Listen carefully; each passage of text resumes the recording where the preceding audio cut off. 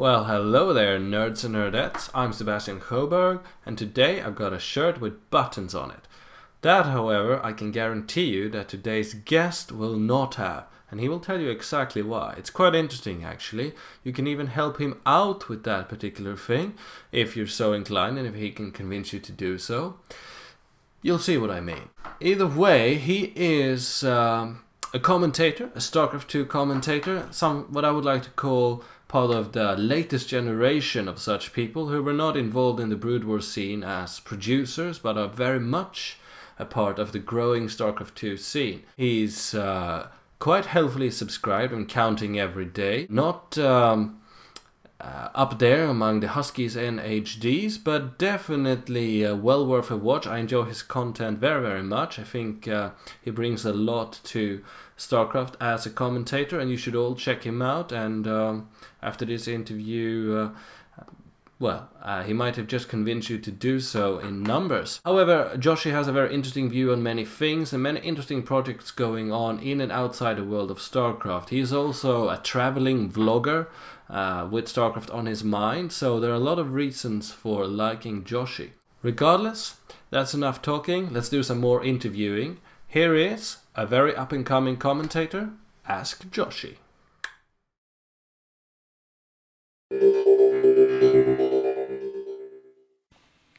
Hello there, nerds and nerdettes. This is Sebastian Sjöberg coming at you with a new interview. Quite different from the one before, but StarCraft-tastic nevertheless. The guest I have with me on the show today is a new school commentator, I would like to call him. Hello, AskJoshy. How are we doing today? Hello, Sebastian. I am delightful as always, and first I want to thank you for having me on your show. I'm a big fan. Oh, well, likewise, good sir.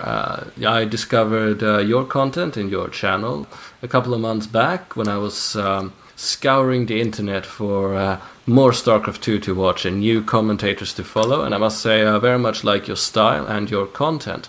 And currently in the background right now, for people who are watching this, there's an epic game between TLO and Dimaga raging. Silently, of course, but nevertheless raging in the background, and you should all check out Joshy's cast of that. Nevertheless, it's great to have you on the show. You have been gaining a lot of YouTube popularity with your cast recently, having about 25,000 subscribers. Can you tell us a little bit about why you started and how you got this far? All right, sure thing. It seems like when I play PC games, and I've been playing since about 2000, with StarCraft Brood War being one of those first games when I was only about 14 years old. Those were the days. Yeah, and I actually was very competitive in Unreal Tournament. Surprisingly, first-person shooter. I know people are freaking out, but I was actually #1 in the U.S. for a week in 2002 when I was only 16 years old, so that kind of kick-started my competitive PC gaming. But at the same time, I was very in love with Blizzard's games. You know, Warcraft 2, I played that as a kid. StarCraft, Brood War, Warcraft 3 and Frozen Throne, I was actually able to beta test both of those. Diablo 2 and Diablo 2 expansion, I loved all of it. And I found that when playing Blizzard games, I was much more at home just being a community guy rather than a competitive guy. I didn't want to be #1 in the ladder in Warcraft 3. I just wanted to have a group of guys that I could play with at my leisure. And Diablo 2, of course, I was a member of Lurker Lounge, which, if anyone remembers that far back, that was basically the Team Liquid of Diablo 2. But I played with those guys every day of the summer between school terms, and I just loved being part of a community. So when StarCraft 2 beta came out, and I actually got in the first day of the beta, I decided right then that I could either waste my time trying to be the best, because I know that my RTS skills aren't really up to snuff. It would take a lot of practice and probably not a lot of reward unless you're the best. Even the pro players now can tell you the time you put in to the amount of reward you actually get can be very little. So I then decided that I've learned a lot since Warcraft 3 and Diablo 2. I actually went to college and took a lot of broadcasting classes. I worked in radio for 2 years. I got a marketing degree, so I figured, what's one thing I can really take advantage of here, and that is YouTube. And I actually did have a job at that time. I was a spokesperson for a local business, and part of that job involved keeping a blog and making weekly YouTube videos. So I was already doing it. So I just, in my spare time, I would make a video about, oh, here's, the Mothership Vortex spell. Check out how awesome that is. And it would get a couple hundred views. And then, oh, Marines and Marauders can dance. Check that out. And that got a couple thousand views. And I don't know, it got bigger and bigger. I actually didn't start out casting until maybe 2 months into the beta. Before that, it was all just like unit highlights and things like that. Check out the new stuff. And since I was in the very exclusive, first group of beta testers, people ate it up. And Blizzard actually posted a couple of my videos. One was like a nuke compilation, and one was a force field and Psystorm surround that Orb did on his stream, and I begged him for the replay so I could put it on YouTube. And actually, me and Orb are good friends now. Sweet. That started early. So I started very small from scratch, but basically just posting whatever I thought looked cool. And then when I saw that casting was very popular, live casts certainly held my interest. I watched a ton of LZ Gamer's stream, Orb's stream. Final Flight was actually the first guy who wasn't casting pros. He was just pulling people out of his chat to play against each other, and he would commentate their games. So Final Flight actually had a big part of me starting to really want to cast games and get involved. And since I watched so much already, I feel like I had a good knowledge base. And I just started with my own games. They were terrible. I would join a random 2v2 and cast that game. But eventually I realized, pro players are where it's at, and tried to get as many as I could. And just took off from there. Basically started day one of the beta with random videos, and eventually started casting games every day or two. Well, we all got to start somewhere, and you've come quite far, indeed, and you're climbing quite fast. You are part of the Machinima network, and many people out there are aware of their content, and there's also now, I would suppose you could call them a competitor, the Game Station, which have many famous names under its belt, but you're part of Machinima. Just for educational purposes, could you tell us a little bit about what that entails and what it is you do?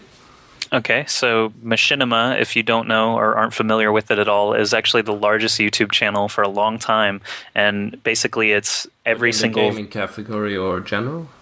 Actually, they had 1.5 million subscribers at one point.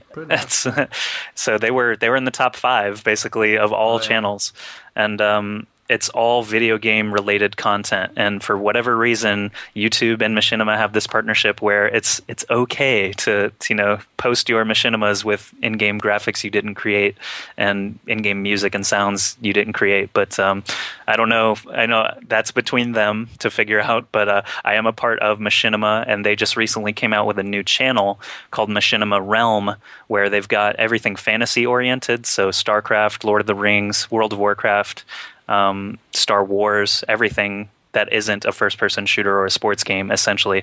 And I am one of their StarCraft 2 casters. I'm one of about 4 or 5.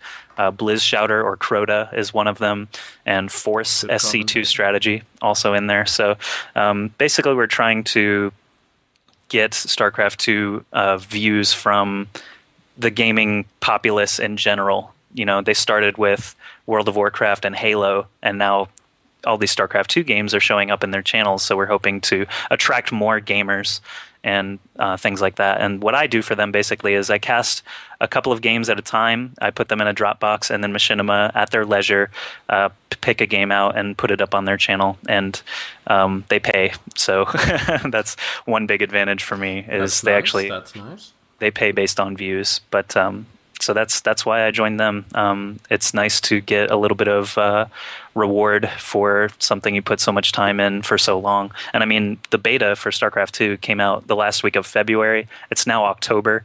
So the game has actually been around a long time, despite only being released in July.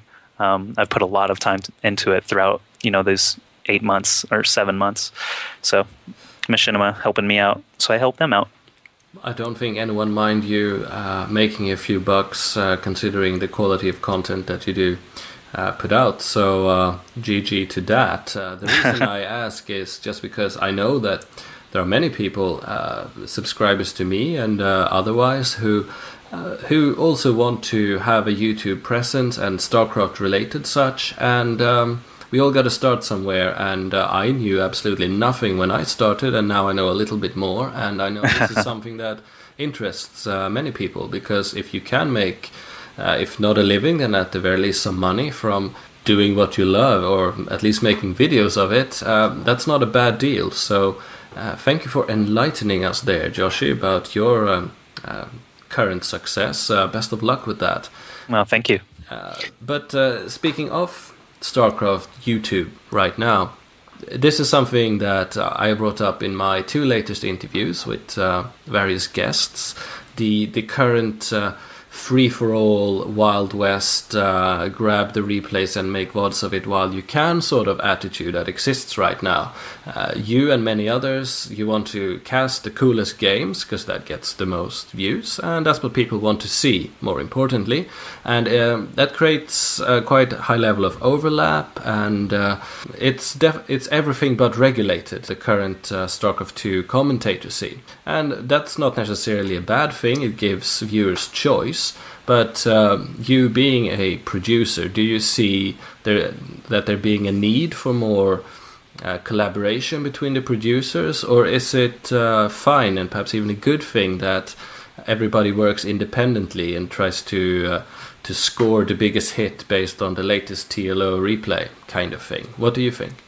Well, personally, I don't feel a huge need for any kind of collaboration, just because the way I see it, there is such a huge wealth of replays right now and tournaments going on compared to Brood War from just 2 or 3 years ago. You had the OSL and other big Korean tournaments, and you mentioned SC2GG.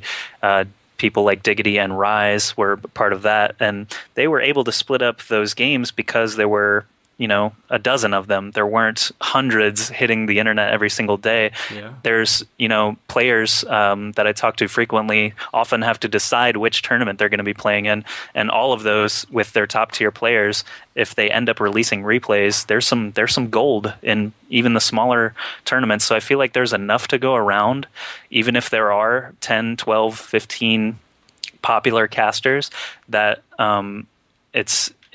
it is a benefit to get the best game first, of course, but even games that are cast by replays have already been cast live somewhere else. So I mean, there's a lot of cannibalism going on where you just it's dog eat dog. Whoever gets it published first doesn't even necessarily get the most views on it.